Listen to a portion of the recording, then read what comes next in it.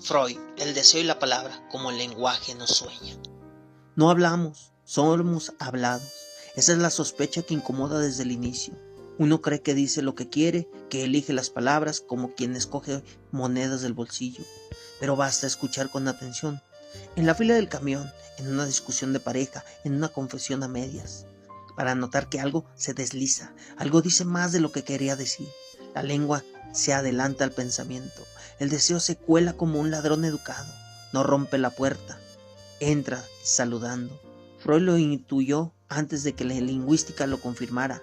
El inconsciente no grita, habla.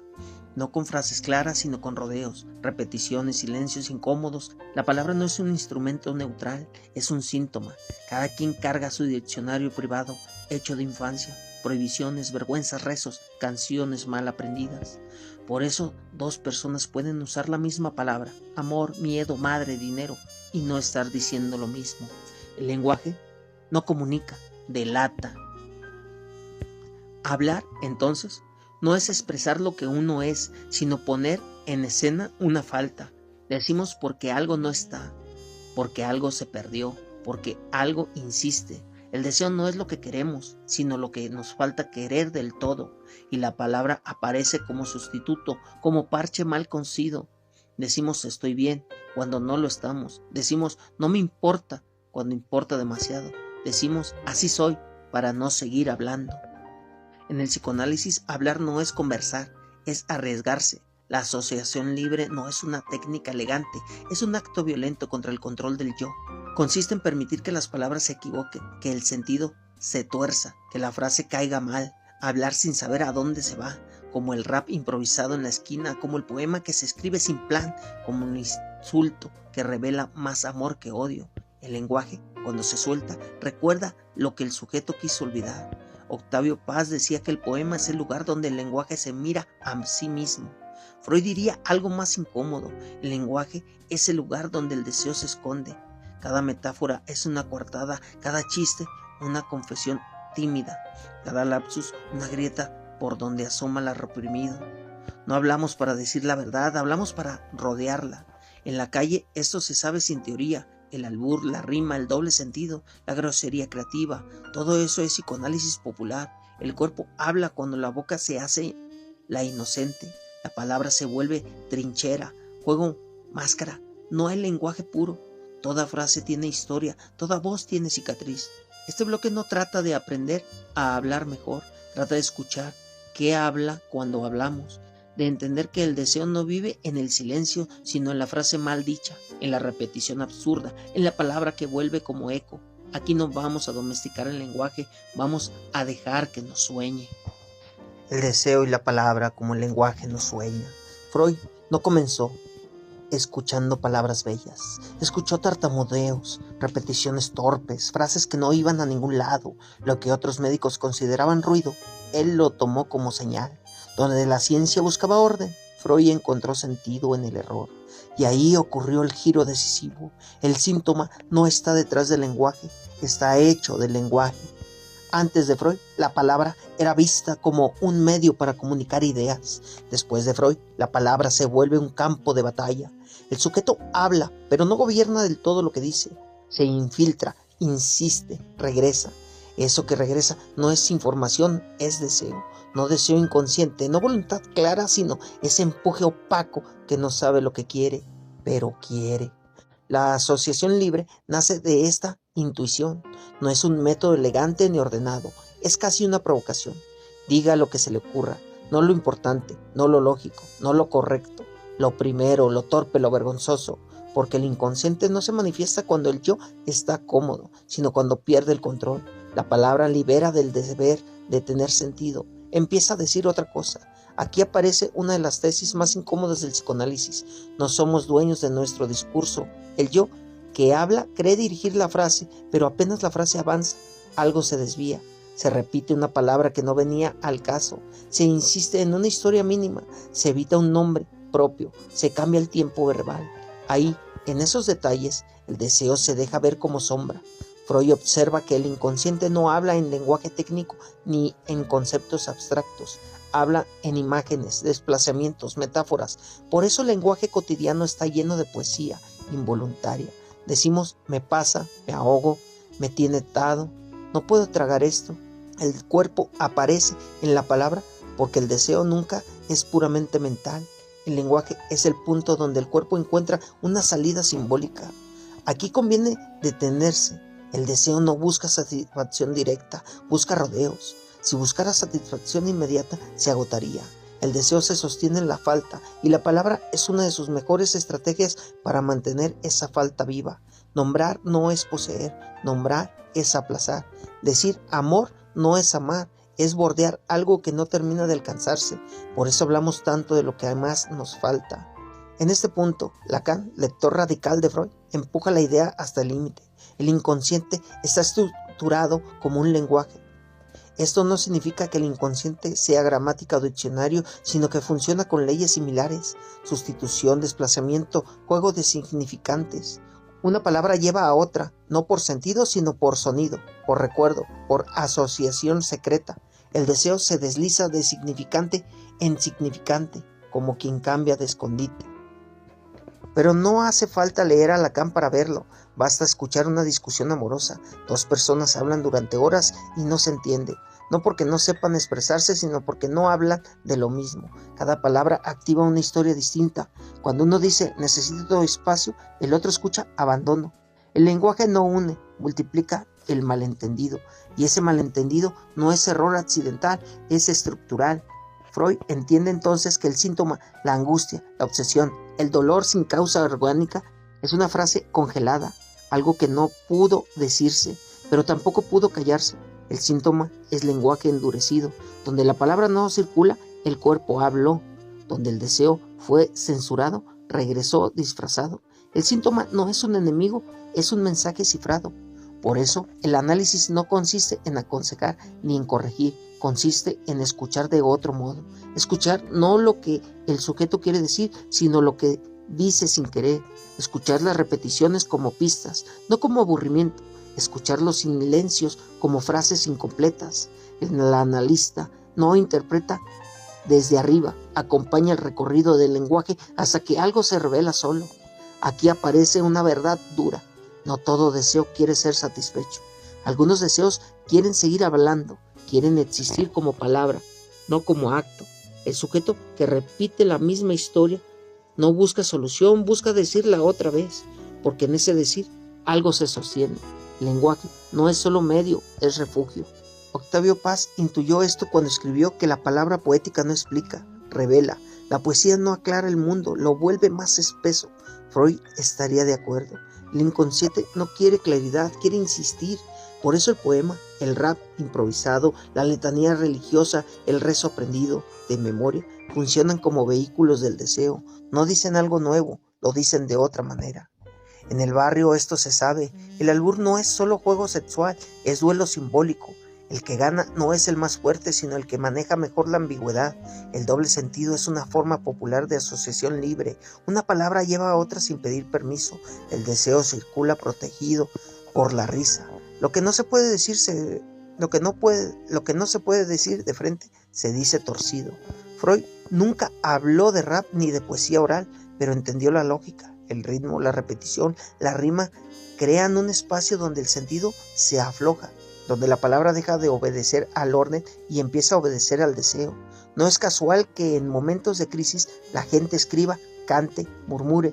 Cuando el sentido falla, el lenguaje insiste. Hasta aquí, una idea central. El lenguaje no es un espejo del pensamiento, es el escenario del deseo.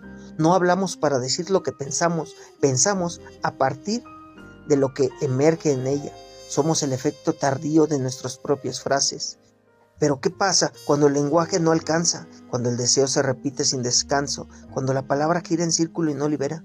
Allí aparece la angustia, la convulsión, la repetición, no como fallas del lenguaje, sino como un exceso. Si el lenguaje fuera un instrumento eficaz, bastaría con decir las cosas una vez, pero no es así.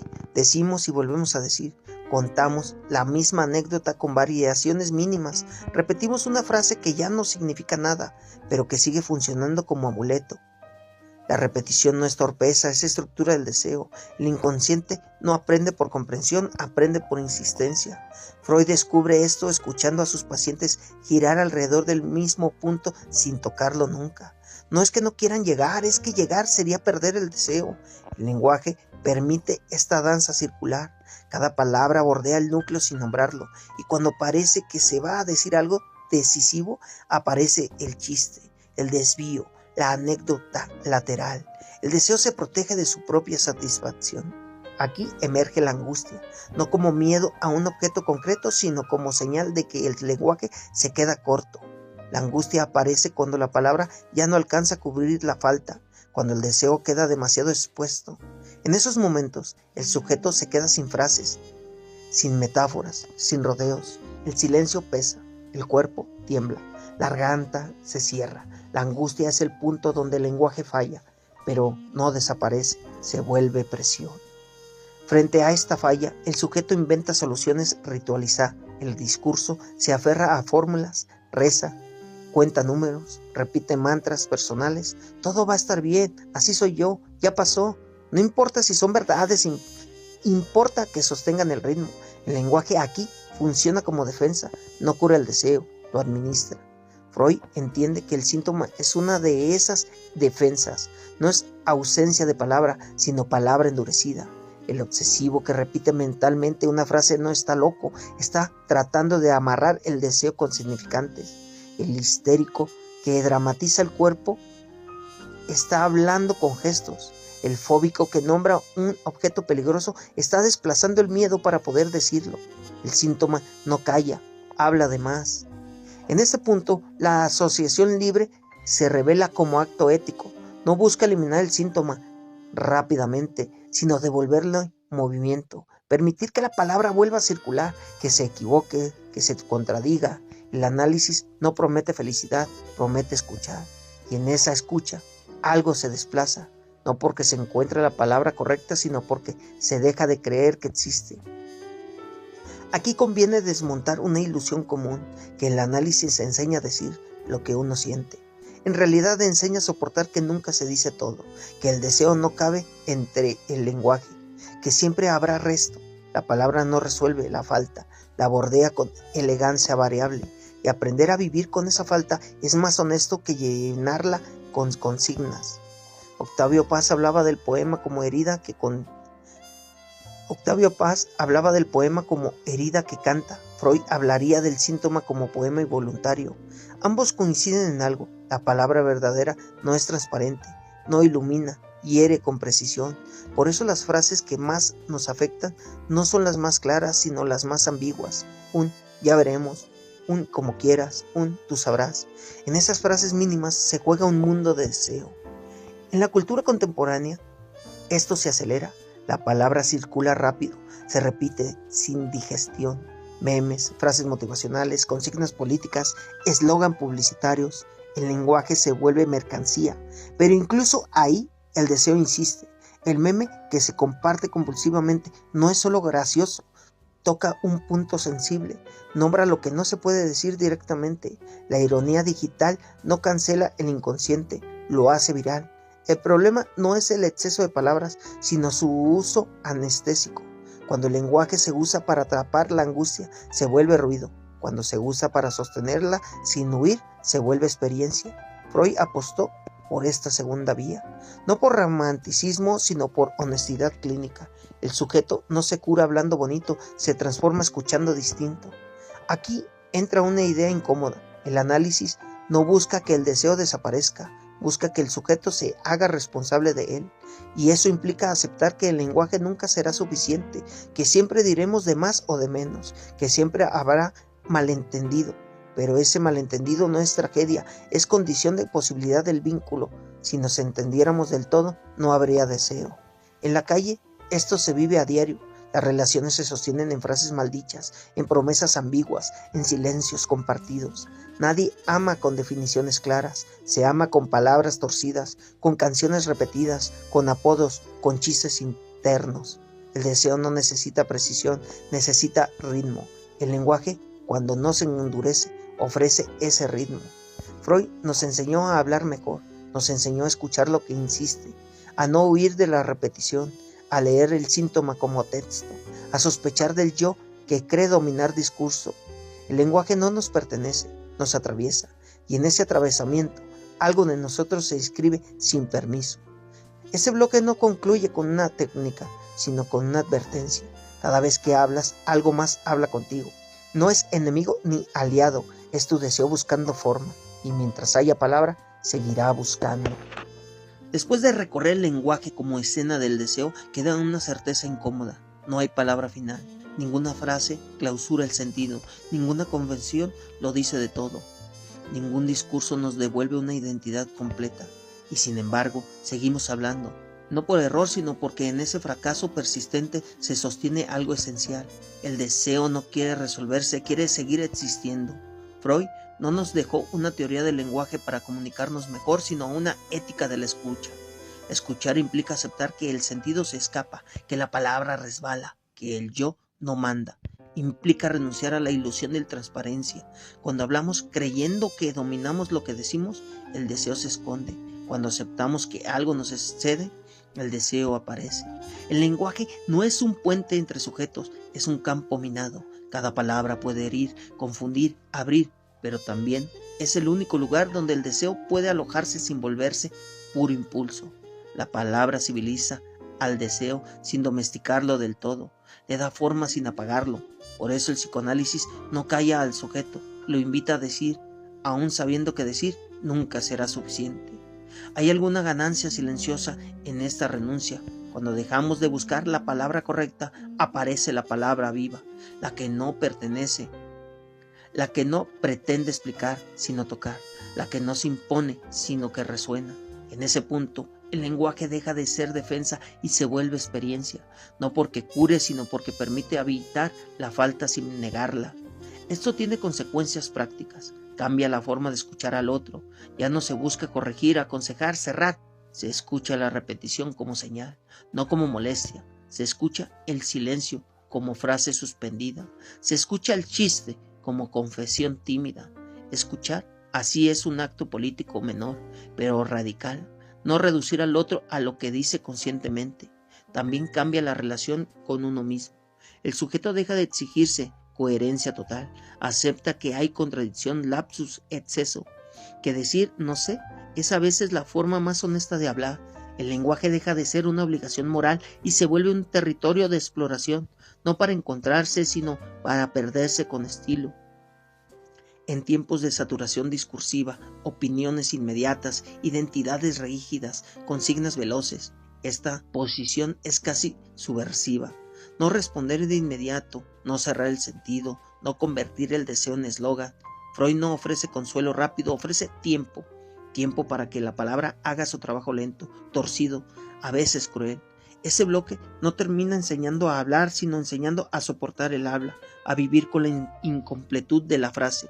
Aceptar que el deseo no se revela en declaraciones solemnes, sino en los detalles mínimos. Una palabra repetida, una metáfora insistente, una risa fuera de lugar. El lenguaje nos sueña porque no dormimos del todo cuando hablamos.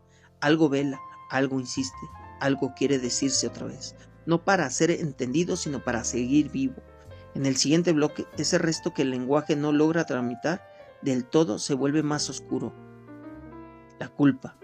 La ley interna, el superyo, lo que no solo habla, sino que acusa. Ahí donde la palabra deja de jugar y empieza a juzgar. Si te gusta, comenta, comparte, suscríbete y recuerda, quien escribe merece el castigo de ser leído.